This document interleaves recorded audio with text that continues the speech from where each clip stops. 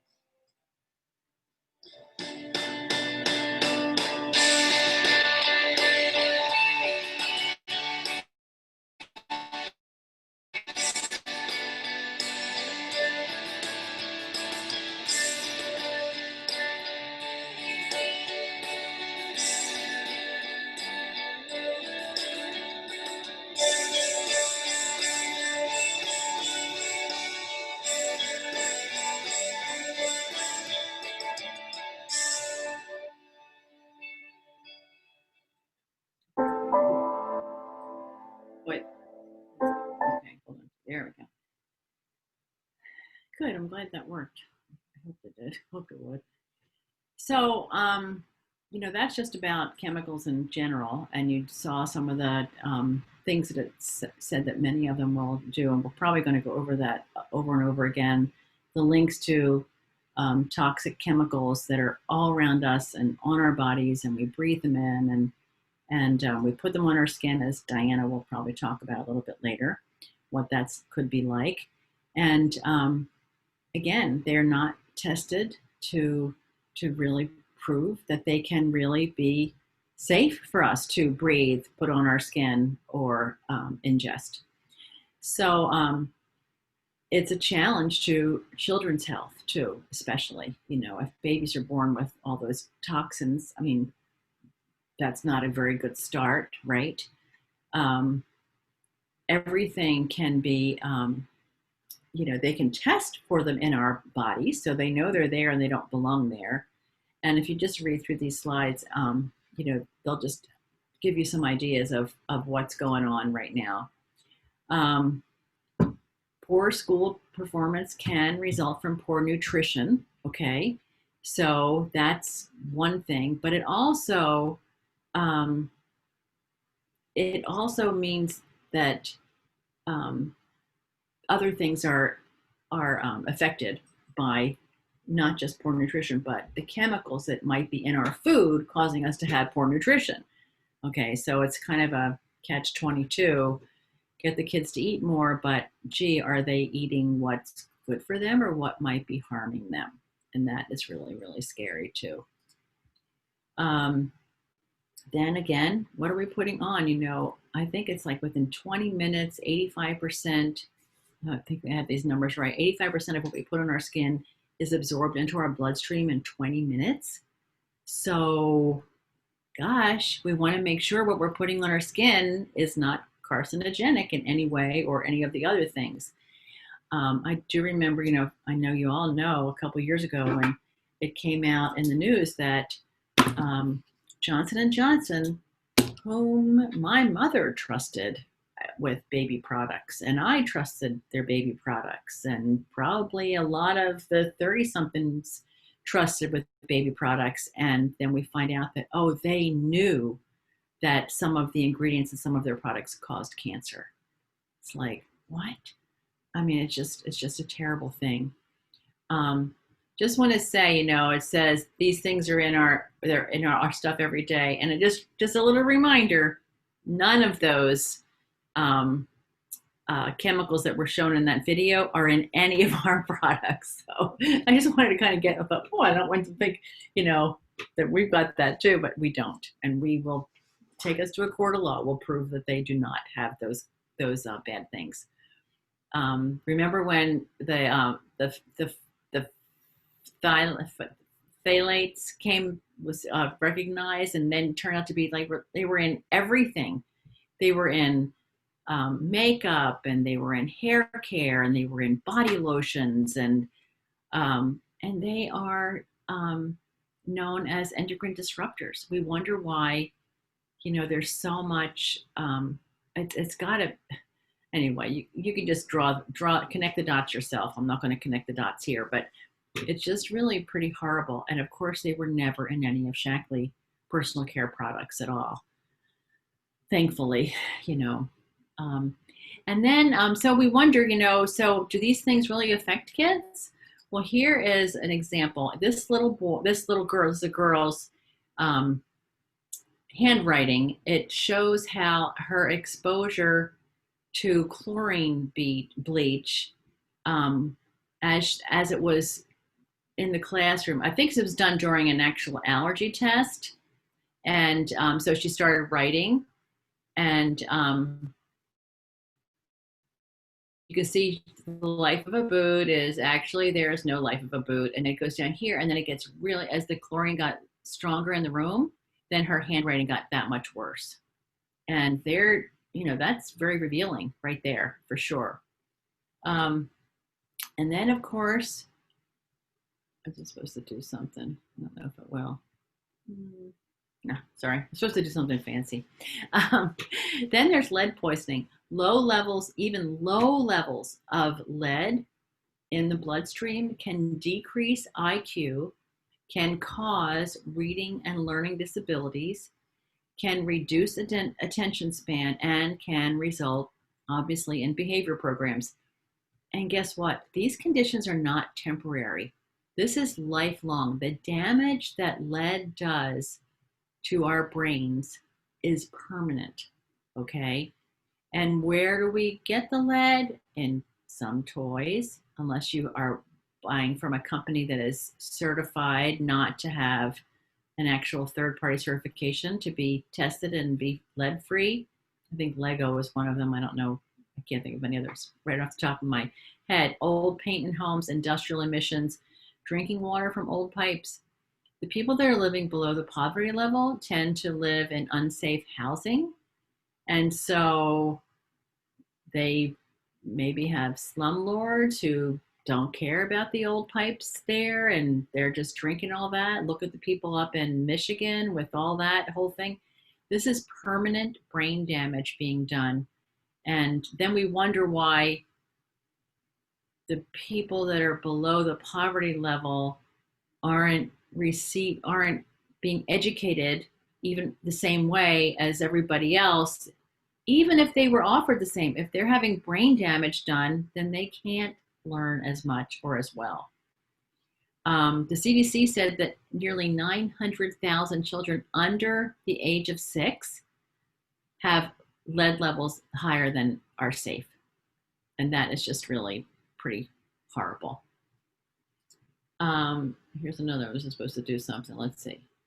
Oh, yay, it did it. Okay, good. So food additives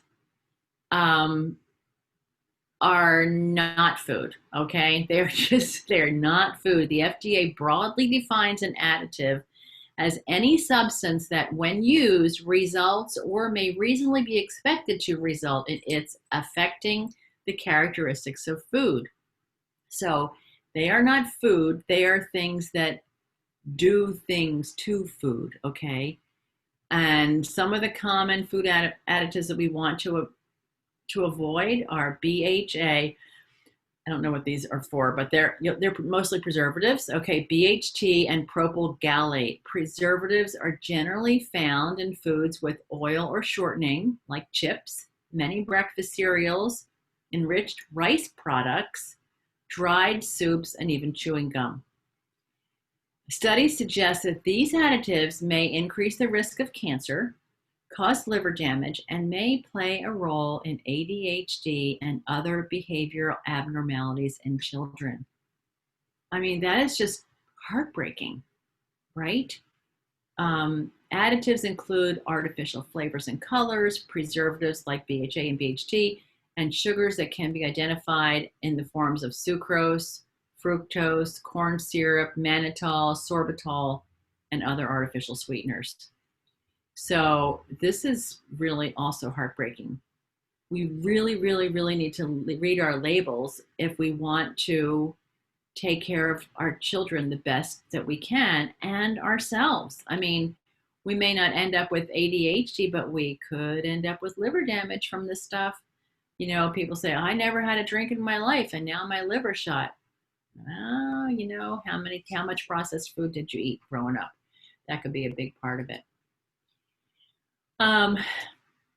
So the kids, as that video said, you know, over 81 of 81,000 chemicals registered with the EPA, fewer than 20% have been tested for toxicity. I think that is an absolute crime. It's a travesty to do this to our, you know, I don't get it. I was raised thinking that the government took care of us and protected us, but the EPA and the FDA really don't take care of us all that much. Just a little bit, but not.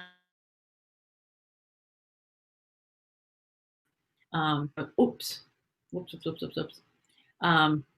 You know, all of these health risks are huge, and they are all in our houses for our children. And then they will cause those other learning difficulties. Here is an example. This is a little boy. Child refuses to write during allergy extract testing for disinfectant aerosol. So this is before the disinfectant exposure, normal. Then during the disinfectant exposure, Then at the peak reaction, he didn't even want to write. And then after he was treated with oxygen, because he was going through this allergy testing, right? Then he was able to write his name again. So we think of these poor kids in school who are getting teachers frustrated with them and all the notes sent home that they won't do this and they won't do that, or even the toddlers that are just acting out.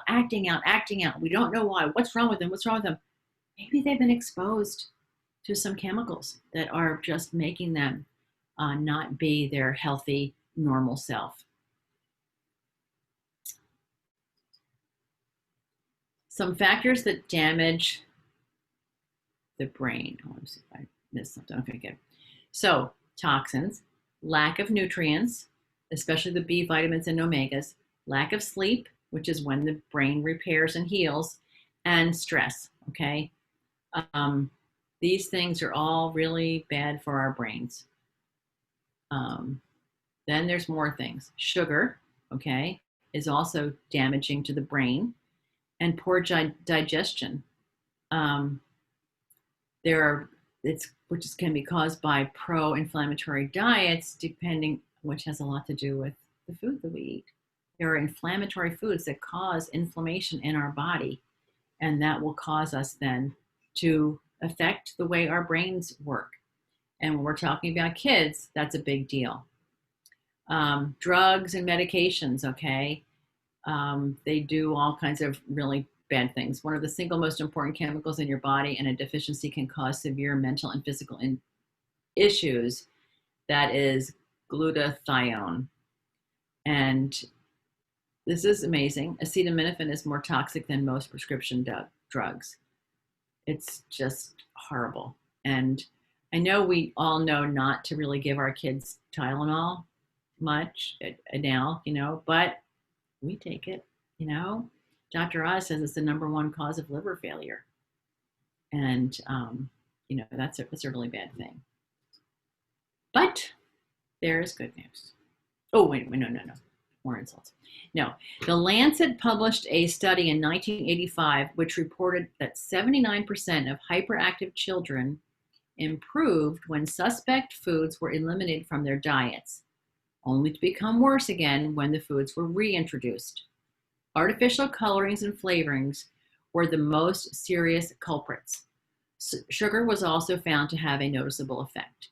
The New York public school system initiated an experimental design in which sugar, food additives, and preservatives were gradually eliminated from the school cafeterias. During the 4-year period of dietary modifications, the mean academic performance percentile rating increased from 39.2% to 54.9%. Additives include artificial flavors and colorings, preservatives, BHA and BHT, sugars that can be identified as, and we already listed them. Mineral status among those with ADHD has been the subject of several published clinical trials. Magnesium deficiency is the most common of the mineral deficiencies associated with ADHD. And the presence of, well, I have to read this whole thing. You can't just skip around. In one study, magnesium deficiency was identified in 95% of the ADHD children examined. ADHD may be influenced by dysbiosis. The presence of dysbiotic flora is encouraged by the use of antibiotics, which can destroy friendly or probiotic flora normally inhabiting the intestinal mucosa. The average child undergoes multiple courses of antibiotic treatment in the first 5 years of life, typically without replacement of probiotics. The resulting overgrowth of yeast and other pathogenic flora has been linked to alterations of immune function, food sensitivities, and ADHD. A study reported that high levels of antimetabolites consistent with fungal or candida-related complex were identified in the urine of children with ADHD. The deficiency in essential fatty acids is being singled out by some as the cause of ADHD. EFAs influence, ADHD in primarily 2 ways. They influence the gut permeability, so we have leaky gut, and they are needed for the proper development of brain tissue. Okay. So then, good news, right? And there's another little thing here. Aren't they cute, kids? I'm not even prejudiced at all. I know you have a really cute one sitting there too, Christina, and I've seen the pictures, and that is a really cute little person. These are my grandkids, though. Sorry. We can help them, though. We really, really can help them. Let's see here. Okay, so there are factors that benefit the brain and learning: sleep, nutrient-rich diet, oxygen, deep breathing. Even when you teach your kids anything, you can teach them to do deep breathing. I'm sure, you know, Prescott and Nico can easily learn how to do that. Exercise, water, relaxation, community connection, and eliminate the toxins at home and school. Okay, give them a lot of love and security. Teach them new things. Make sure they have enough of B vitamins and omega fatty 3 acids. Several studies show that nutritional status can directly affect mental capacity among school-aged children.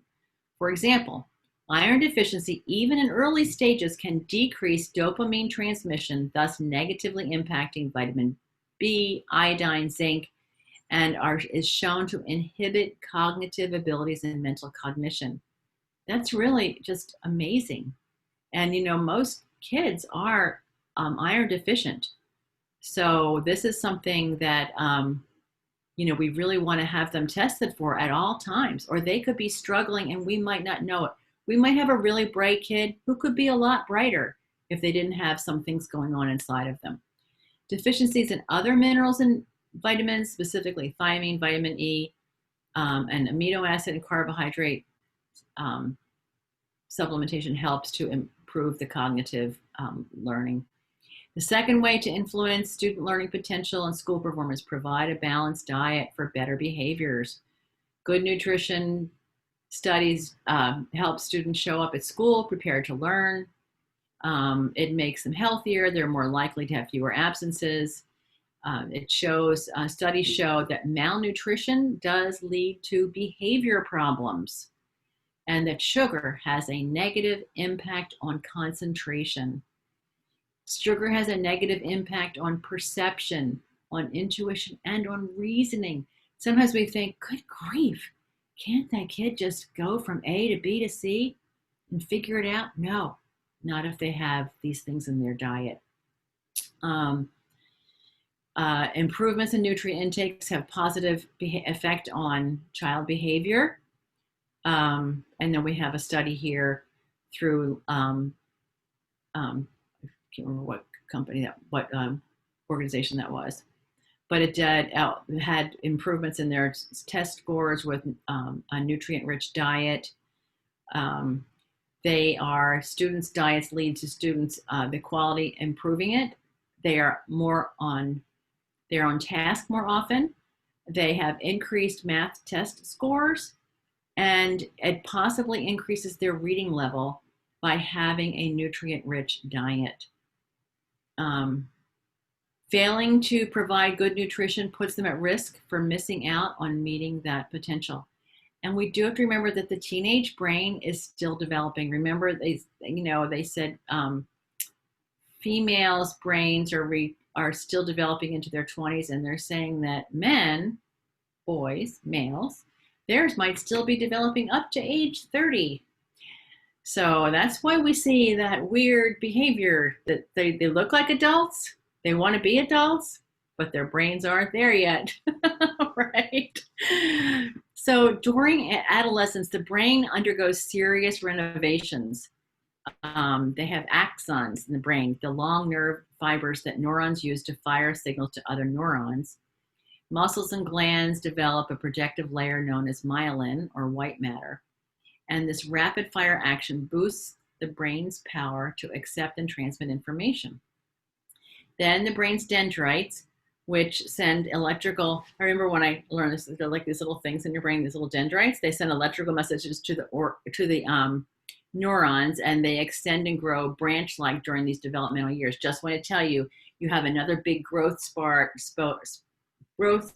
of dendrites in your early 50s. So it's a great time to go back to college. At the same time, the synapses most frequently used to process information grow stronger, while the weaker synapses that aren't used begin to die. They call this this time in a teenager's life as remodeling or pruning. And then this doctor said, what you eat impacts your brain because your gut and brain are connected. As we know, right?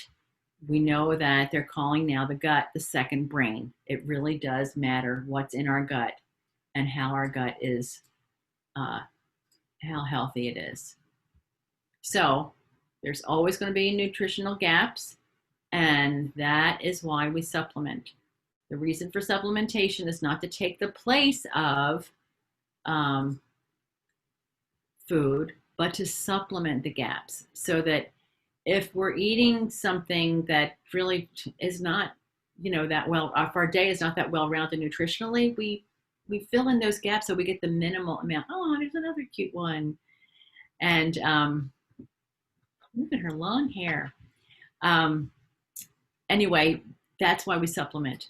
We supplement with a quality that will make sure that we're getting just the basic foundation into our kids and into us, because it's going to just make them feel better, act better, learn better, make us want to love them more easily. We never stop loving our kids, but truly and truly, it's really nice when they're happy, right? And so it did talk about probiotics. We talk about the gut that needs to have that healthy flora always replaced. And the best way to do that is with a probiotic. The prebiotic, of course, is the food for the probiotic. You want a quality that is proven to be live at the colon. Most bottles of these say live in the bottle. But this one actually is live at the colon. So you're really doing something good. And a healthy gut means a healthy brain. Okay? So that's one thing. Then we have, for children that can chew. So it says age 4, but if they're chewing stuff at age 3, they can have this too. Again, all these things that we've said about why to supplement, so they have it. They get their lactoferrin. They get their vitamin D in this, and their calcium, and all those things that will help them be stronger mentally and physically. And then, of course, we have our Mighty Smarts, which are really, really, really important, because they're talking about the omegas being one of the things that's lacking, that's causing so much of this ADD and ADHD issues. And this Mighty Smart actually is an essential, a DHA, an essential omega-3 fatty acid. That's what Mighty Smart is. It's like pure DHA. And it is pure because Shakleys are tested for toxicity. So there's no toxic fish, anything toxic in these, where you can get that from other omega products. And of course, for the teenagers, we have Vital E, multivitamin mineral, and for men and for women, for the kids. Whoops. Okay, here we go. Dupe. And we're all about health. Okay, that's what we're doing here. And what we don't want is chemicals in the house. If we can get the toxins out of our house, we've done one really good thing for our kids. And we know that where they spend most of their time, they will not be exposed to all those chemicals that were in that video. And so our Get Clean products are actually super safe. They save you money, and they work really, really, really well. And all of this leads to peace of mind. And that is a picture of me holding our first grandchild 3 years ago on today. 3 years ago today. That's right. Got a lot of this information from 3 books, and one is Green Goes With Everything by Sloan Barnett. Build a Better You by Dr. Richard Brous, and Is This Your Child by Dr. Doris Rapp. She's an environmental pediatrician, something or other kind of doctor. And I would suggest, if you want to just get into this more, get a hold of those books and you'll learn a whole lot. And that you can unmute yourselves now and we can begin to comment and ask questions and tell stories. Who's first? That was good, Mom. Lots of info. I'm going to go first because I have to get off here shortly. So I just had an experience with the toxic part of the chemicals going back to school, and they're spraying everything, and they say they're non-toxic, but I reacted to them. So the hand sanitizers, the germ off stuff, the soaps, they're just all industrial size now, and they smell a lot different than they used to. But I broke out in a rash and hives everywhere on my body. So they lasted, I had to go in and, they were in my mouth and around my ears, neck, arms, legs, back, everywhere. And so I had to go in and get IVs and get some steroids, and so a couple other things just to get everything to calm down. So yesterday was my first day without any hives, and I went back to work today, but I took all my Shackley stuff with me. So they all know it's my name's on it. This is what I'm using. So yeah, so it's good. So I know that I can go back. I know I just have to stay away from all that and wear gloves if I do. Shackley's is approved by the CDC, so you can. Exactly. Yes. Yeah. Right. It's like, why? EPA for schools. Yeah. Yeah. I think I need to talk to somebody because they spray everything all the time with these bottles. We'll put Basic G in there. Oh yeah. Let's do that. Yeah. And it lasts a lot longer. We have some good materials you can bring to them. Also, I am curious though, when the kids come back, if you don't start seeing some weird behavior things now going on that maybe the same kids last year did not because of this exposure to more toxic. Yeah. Well, it's a good thing to pay attention to and to see, we'll be able to notice because I've been there a long time. So just to be able to see the difference. So far, no one has complained like me, but I also touch things without using gloves, and most of the kids don't. I haven't seen anything so far, so it may just be a sensitivity of mine because I don't use chemicals. Right. So, my body's not used to it at all. When I was reading, especially Dr. Rapp's book, they said that as these kids, she works with kids, the less exposure they had, and so the healthier they were. Then as soon as they had a little exposure, they had a huge reaction, which is what happened to you. That makes sense. Yeah. Because you're not desensitized. Right. Yeah, I've been using Basic H and Basic G for 20 years.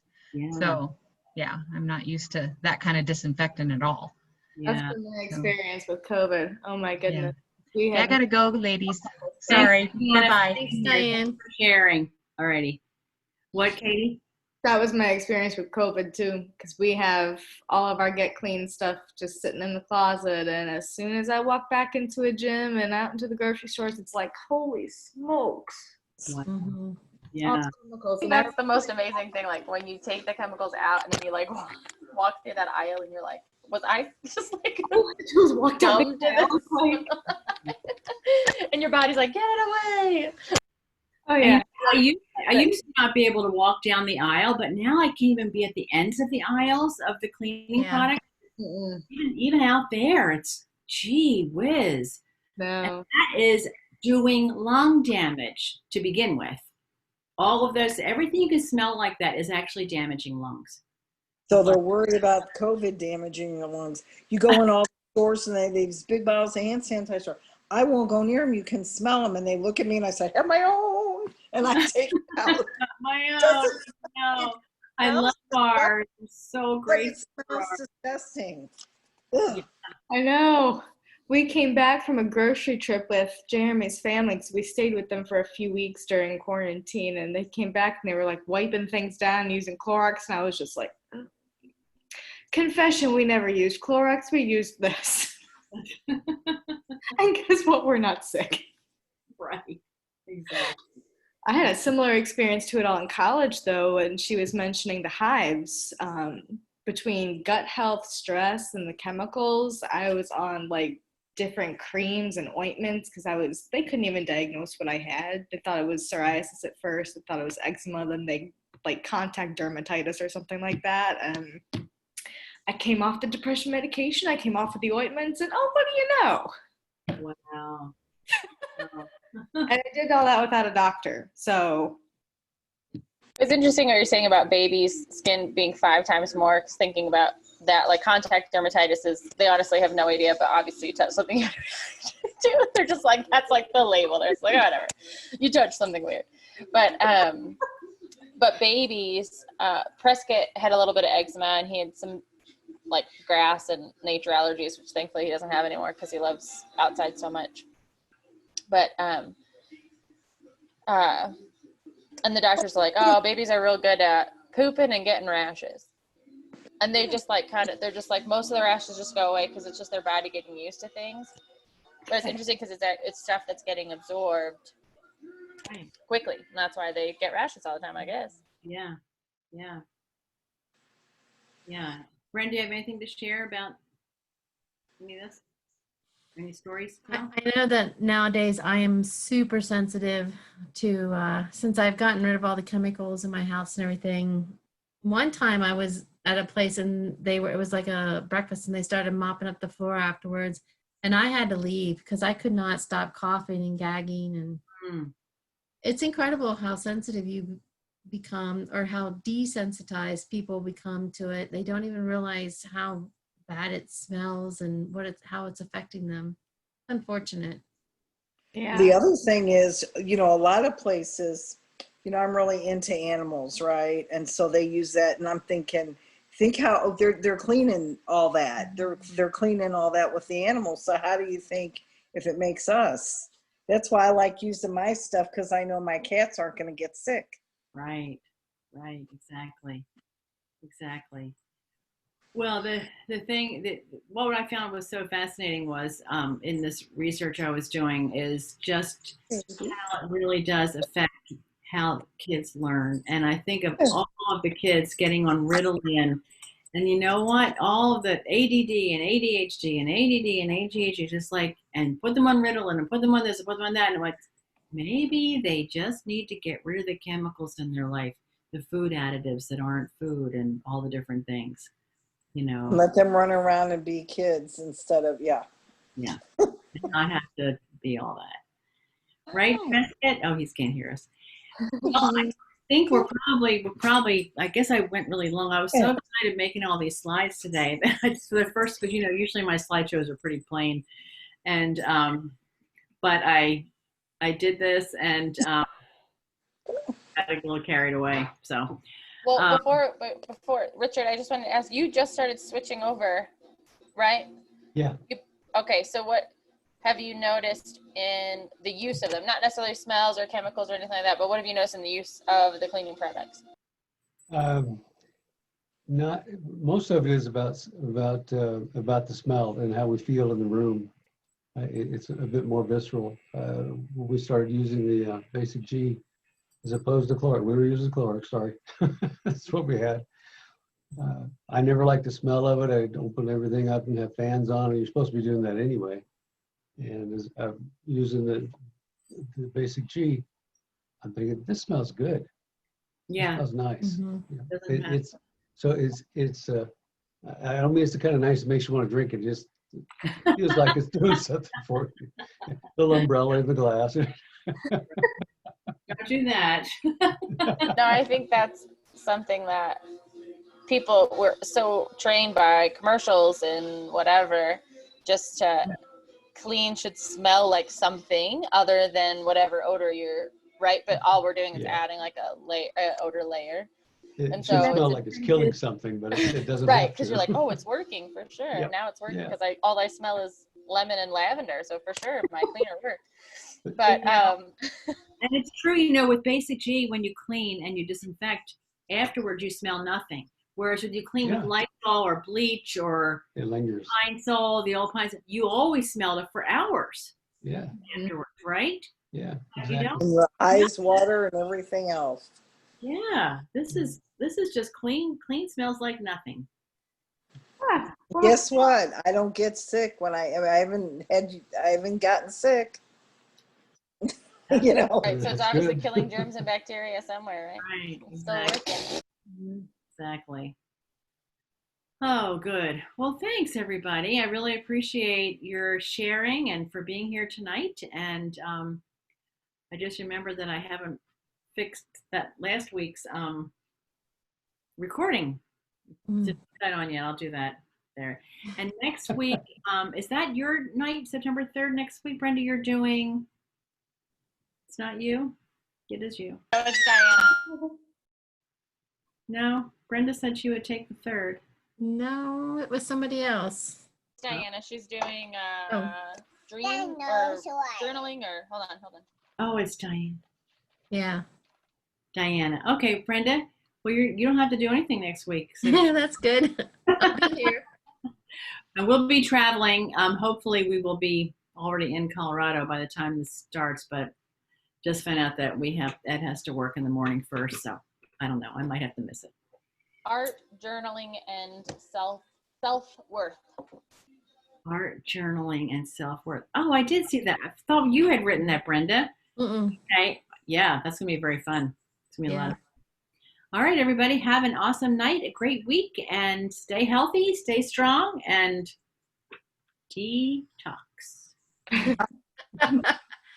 Good night. Thank you, Cheryl. That was wonderful. Night. It was great. Thanks, Cheryl. Good night. You're welcome.